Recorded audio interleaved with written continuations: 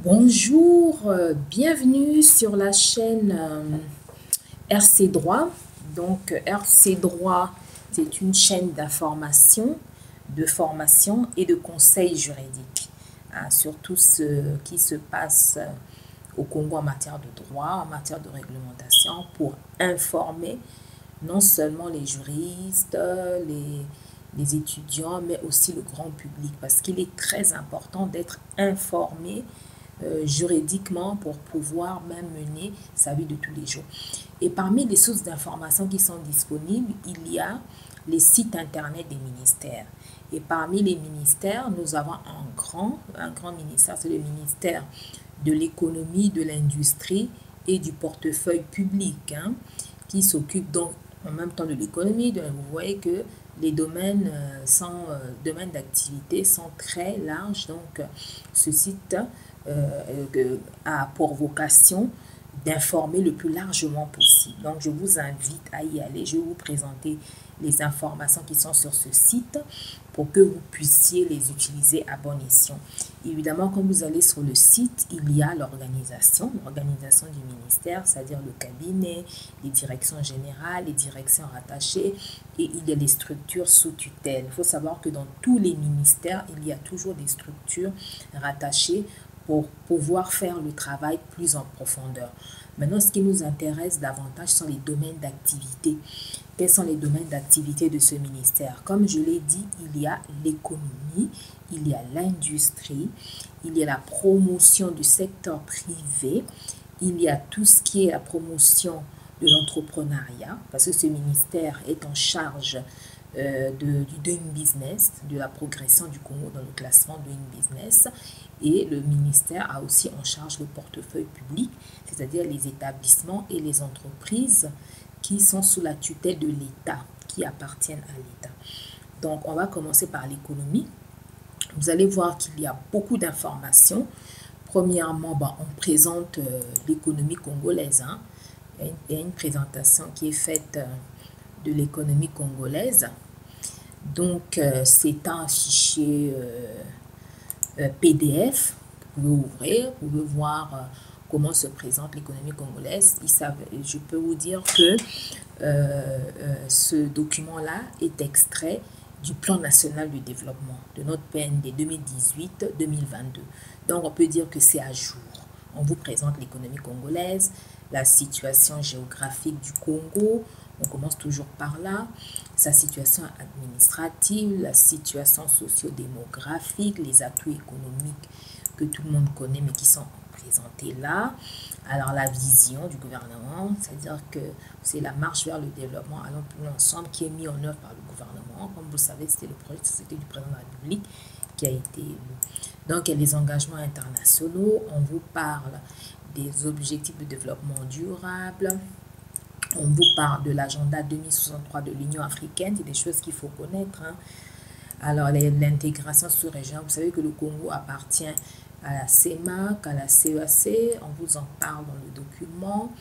Alors, on parle de la stratégie de transformation de l'économie du Congo, l'accent qui est mis sur l'agriculture, le tourisme et l'industrie. Et tout ça, c'est impulsé par le secteur privé. Alors, le rôle du secteur privé, ce qu'on attend du secteur privé est décrit.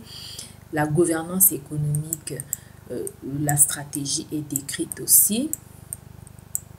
Donc, améliorer le système fiscal, promouvoir le secteur privé, etc. Les perspectives macroéconomiques 2018-2022 sont décrites.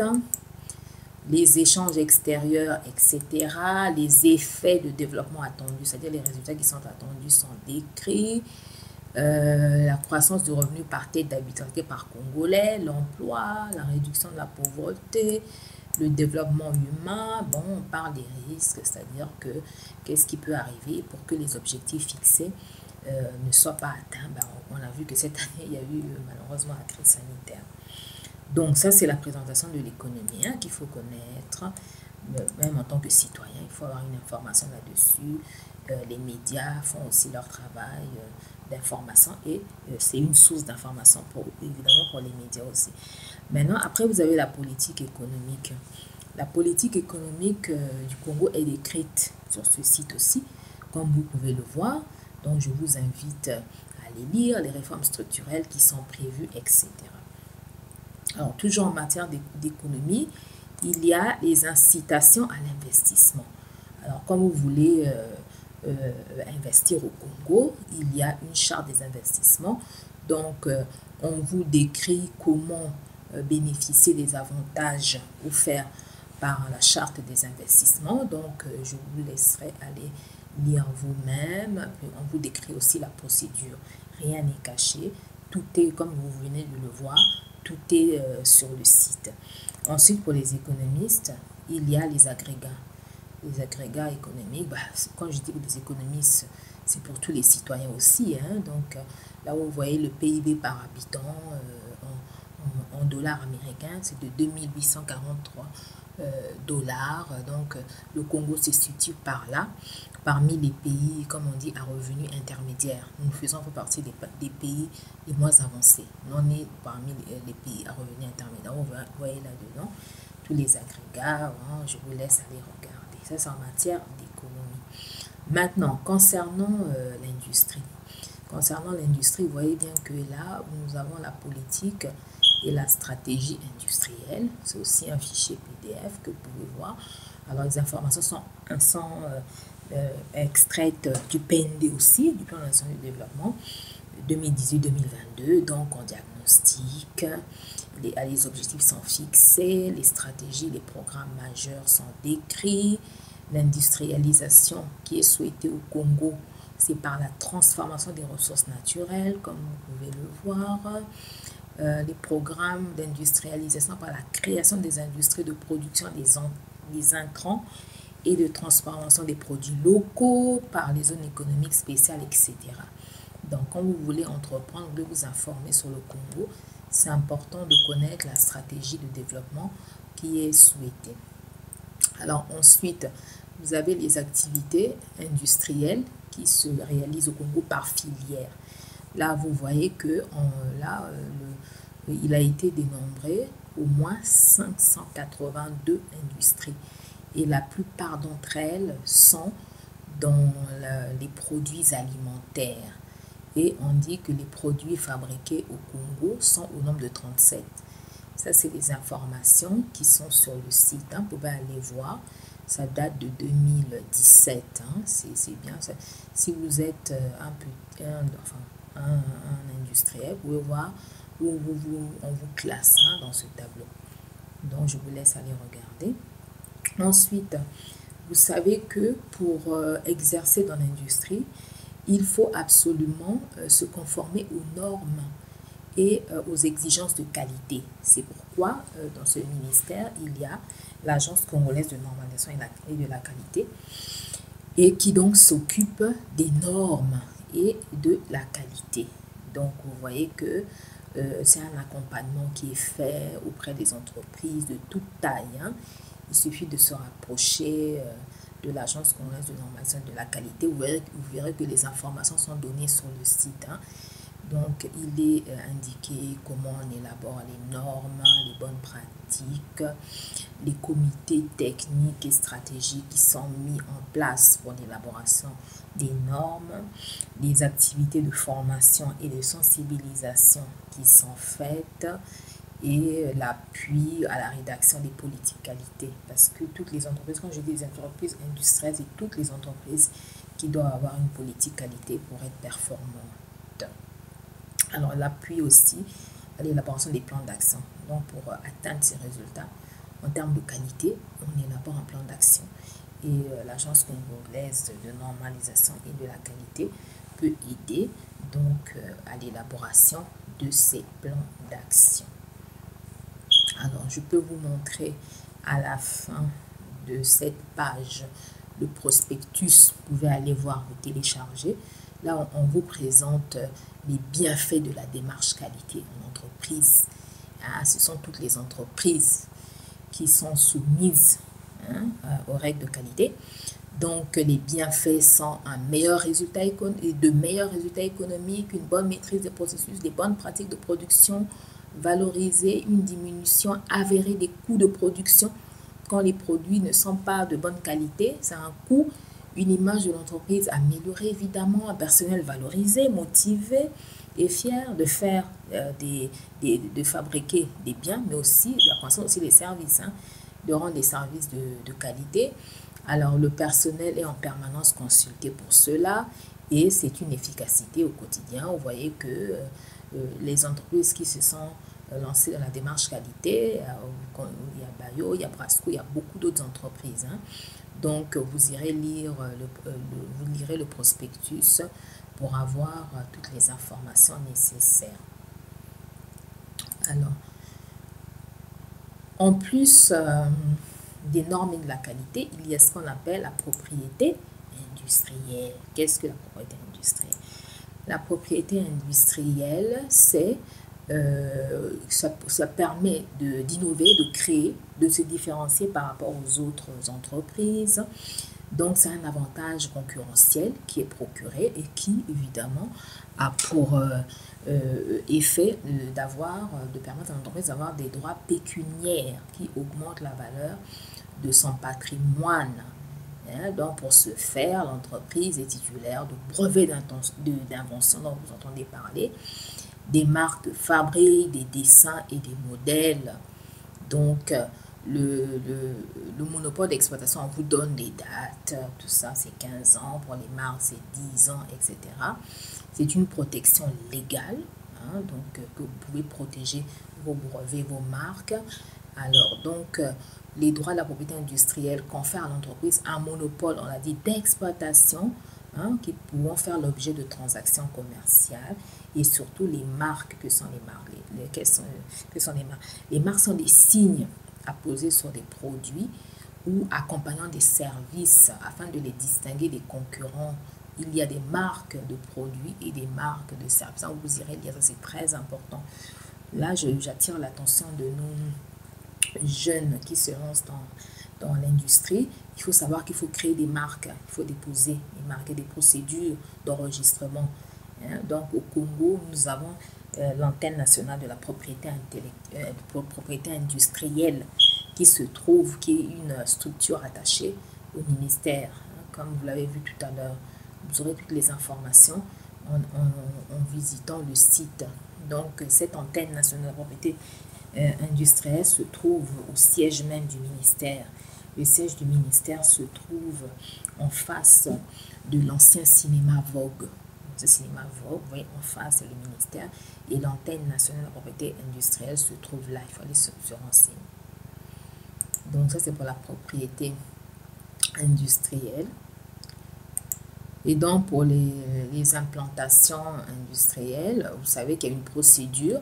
Alors, une industrie ne s'implante pas n'importe comment du jour au lendemain. Il y a une loi, il faut se conformer à la loi qui a été adoptée le 10 juillet 2015 qui porte organisation de l'activité industrielle, la procédure d'implantation d'une unité industrielle, etc. Donc, vous avez les informations qui sont là. Donc, il faut se conformer à des règles, ce qui est normal. Une industrie est une activité assez lourde. Ensuite, il y a le volet promotion du secteur privé. Maintenant, quelle est la politique du Congo en matière de promotion du secteur privé? Vous trouvez des informations aussi. C'est un fichier PDF. Vous pouvez aller consulter. Ces informations-là sont tirées aussi du Plan national de développement, du PND. Donc, vous voyez les objectifs que le Congo s'est fixé. Déjà, les difficultés de la promotion du secteur privé sont épinglées. Donc, les difficultés d'accès au crédit, le niveau élevé des coûts des facteurs de production, dont vous lirez. Il y en a qui sont connus, d'autres que vous allez découvrir, tout ça. Donc, il y a des objectifs, il y a des stratégies, des programmes majeurs qui sont envisagés, améliorer l'accès au crédit, développer les services financiers, tout ça c'est la stratégie du gouvernement. Si vous voulez développer vos activités, il faut vous inscrire dans cette stratégie-là, parce que c'est elle qui va faire que vous avanciez dans le bon sens. Et donc, il est prévu les fonds communs de placement pour la diaspora congolaise. Vous voyez, c'est des projets comme ça qui sont envisagés par le gouvernement, qui nécessitent la concertation avec le secteur privé, dont le secteur privé doit être au courant, doit s'informer.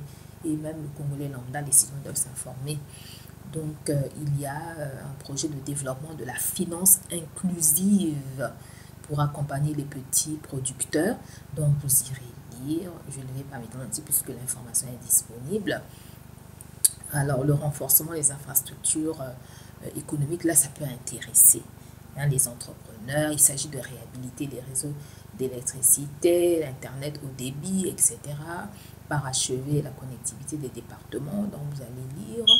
L'appui au secteur privé, et ça passe par le renforcement de l'Agence congolaise pour la création des entreprises, qui a en effet été renforcée, et la promotion du partenariat public-privé, dont les textes sont sur le point d'être pris. Donc, il y a le soutien aux très petites et aux petites et moyennes entreprises, tout ça est indiqué. La promotion de l'esprit d'entreprise, tout le monde est dans cette dynamique-là, même le site RC Droit est dans l'esprit de la promotion de l'esprit d'entreprise, donc de fournir l'information complète et même des formations, si vous voulez, pour travailler dans le respect de la réglementation en vigueur. Il n'y a que comme ça que l'on peut évoluer et tirer profit des accords globaux de l'OMC, l'Organisation mondiale du commerce, tout ça, et les relations avec l'Union européenne, avec les États-Unis, avec la GOA, avec l'Union africaine, vous savez, avec la ZLECAf, l'accord de libre-échange continental. Donc, au niveau de la CEMAC, vous savez qu'on appartient à la CEMAC, on appartient aussi à la CEAC. Tout ça est décrit, donc il faut aller prendre à la source l'information et donc stimuler l'intégration régionale en développant les marchés transfrontaliers. Ça peut se faire au niveau des départements. Hein, c'est-à-dire que c'est des opportunités d'affaires qu'on peut trouver, et voilà, il y a des types de marchés régionaux qui sont envisagés d'être créés, vous voyez, regroupement des fonds, etc. Et intensifier donc l'intégration à travers les infrastructures, tout ça est bien décrit, et à la fin, il s'agit de développer la diplomatie économique, hein, c'est-à-dire que faire en sorte que dans nos relations avec l'extérieur, le volet économique soit prépondérant. Donc, ça, c'est la promotion du secteur privé. Ensuite, il y a la promotion des investissements. Donc là, vous avez des documents, la charte des investissements dont je vous ai parlé, le rapport de la CNUSED qui a examiné notre politique d'investissement en 2014, qui est très intéressant. Il y a le décret qui approuve les statuts de notre agence pour la promotion des investissements, qui a un site dédié. Et la Commission nationale des investissements, comment elle est organisée, comment y déposer un dossier. Donc, on vous décrit l'agence, les avantages liés à la charte. Donc, vous irez regarder. Ensuite, il y a le répertoire des entreprises. Donc, c'est un fichier PDF. Vous pouvez aller voir. Un effort a été fait au niveau du ministère pour offrir ce répertoire de général des entreprises du Congo. Donc, si vous cherchez des partenaires, c'est dans tout le pays, hein, si vous cherchez des partenaires, en tout, je pense qu'on a répertorié, en tout cas, au moins 1000 entreprises. Hein, vous verrez sur le fichier, il y a les secteurs d'activité, parce que quand vous voulez entreprendre, il faut savoir qui seront, quand vous entreprenez déjà d'ailleurs, il faut savoir qui seront vos fournisseurs, vos clients, quelles sont les grandes entreprises du secteur, quelles sont les entreprises qui sont un peu plus petites et moyennes, qui peuvent vous servir de sous-traitants pour des activités que vous pouvez pas faire vous-même directement, ou de prestataires de services. Hein. Vous voyez que toutes les entreprises en tous les domaines sont répertoriées. Ce qui est intéressant, c'est que vous avez leur domaine d'activité, vous avez la ville où elles exercent, vous avez leurs coordonnées, vous pouvez les contacter. Hein. L'entrepreneuriat ne s'effectue pas tout seul, comme on le sait. Donc, il faut connaître ses partenaires, il faut les approcher, etc. Donc, je pense qu'on a essayé de faire le maximum. Et il y a un projet qui est prévu. Là, on a plus de 1000. Hein. Il y a un projet qui est prévu d'avoir un fichier encore plus important des entreprises du Congo. Mais celui-ci est une bonne base. Parce que, comme je vous ai dit, le ministère a pour mission de promouvoir le secteur privé. Et promouvoir le secteur privé, c'est déjà de fournir des informations sur les entreprises, c'est-à-dire les mettre en avant. Que quand quelqu'un arrive au Congo, en allant sur le site du ministère de l'économie, peut avoir une idée des entreprises qui existent, des très grandes entreprises, des moyennes, des petites, des entreprises qui sont enregistrées.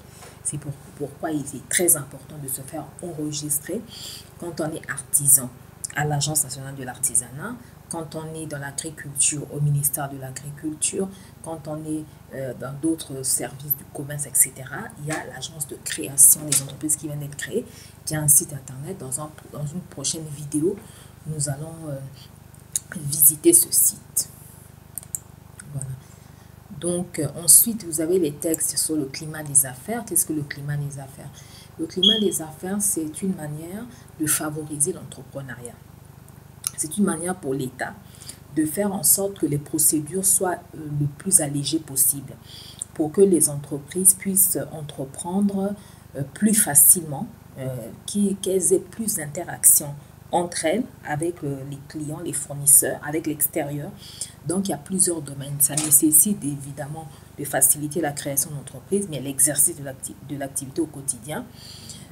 D'avoir de bonnes relations avec le fisc, l'administration fiscale, l'administration douanière, toutes les administrations du commerce.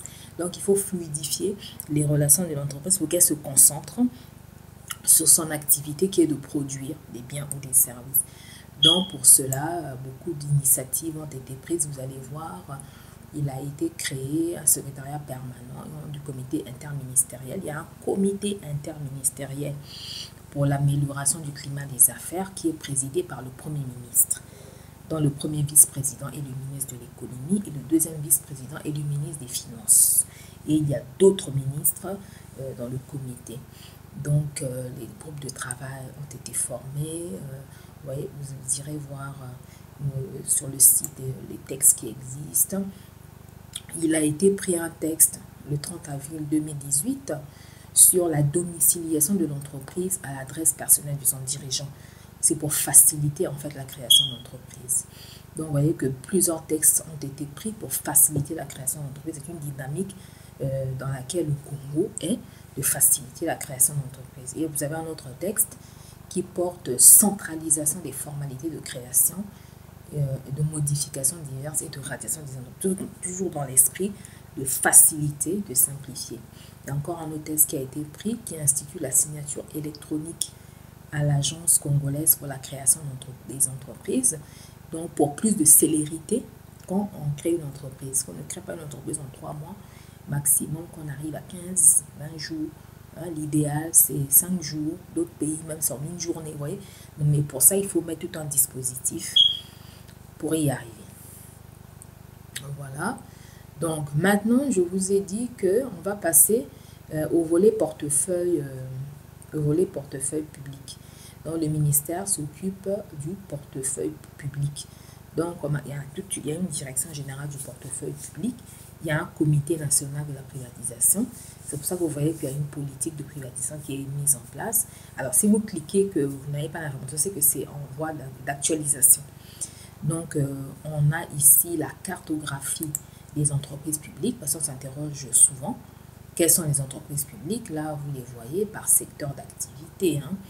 Vous avez les établissements publics à caractère industriel et commercial dans tous les domaines. Hein. Le Congo a un gros portefeuille d'établissements et d'entreprises publiques dans le foncier, dans le transport, dans les travaux publics, avec le bureau de contrôle du bâtiment et des travaux publics qui appartient à 100% à l'État, dans la construction et des bureaux d'études qui appartiennent à l'État, dans les transports. Je peux vous parler du port autonome de Pointe-Noire que vous connaissez, évidemment du CFCO qui appartiennent tous à l'État, dans l'immobilier, etc., dans l'énergie, dans l'eau. Vous avez l'ancienne SN2, tout ça va être actualisé. Et il y a des entreprises aussi qui appartiennent à l'État sous forme de société anonyme, comme vous pouvez voir, la Banque congolaise de l'habitat, les assurances et réassurances du Congo ARC, etc. Donc, c'est toute une cartographie qui vous est mise là. Ensuite, comme je vous ai dit, le ministère de l'économie vraiment est impliqué en premier lieu dans tout ce qui est amélioration du climat des affaires au Congo.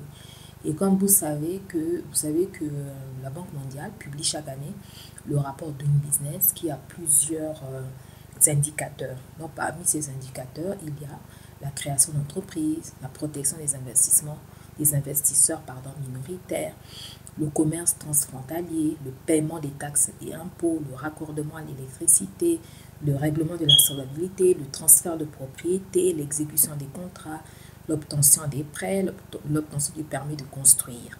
D'accord? Donc, vous voyez que le rapport Doing Business, vous le trouvez aussi sur le site. Hein, le rapport de 2019 est sur le site. En actualisant, on vous mettra le rapport de 2020. Vous pouvez y aller quand vous entendez parler du rapport Doing Business. Vous pouvez trouver le rapport sur le site de la Banque mondiale, mais aussi sur le site du ministère de l'économie. Le rapport est en anglais, malheureusement. Donc, le travail est vraiment de faire en sorte que la Banque mondiale publie aussi les rapports dans la langue française. Mais bon, c'est assez facile d'accès. Donc là, vous avez le fameux rapport Doing Business. Hein. Le Congo est très mal classé. Donc, vous irez voir. On n'est pas très bien classé parce que les efforts que nous faisons n'aboutissent pas encore. Il faut une coordination de tous, une volonté de tous, pas seulement des pouvoirs publics, de tout le monde, hein, pour que les choses avancent. Et ça commence aussi par nous-mêmes, les propres citoyens, d'apprendre la législation, la réglementation, de savoir dans quel